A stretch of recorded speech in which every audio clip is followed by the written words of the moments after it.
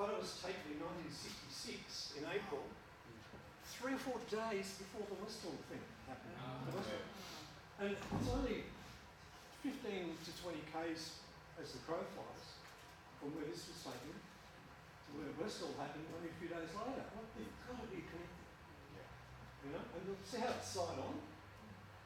I know of one guy who his sister went to the Westall school, and she was younger than him. He was working in a service station in the area, and he used to go and pick up his sister and walk her home, because this was the 60s. You know, it was just like today, dangerous times. So you've got your little sister walking home.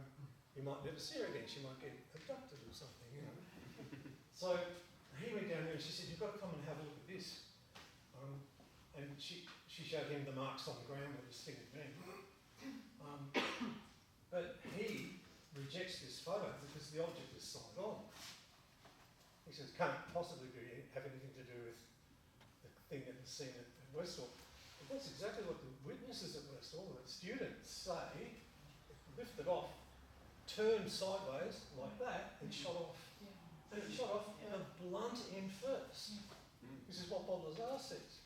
He says those gravity things are under here, and they focus, and off it goes. It went that way, blunt way. It disappeared in a split second. Now the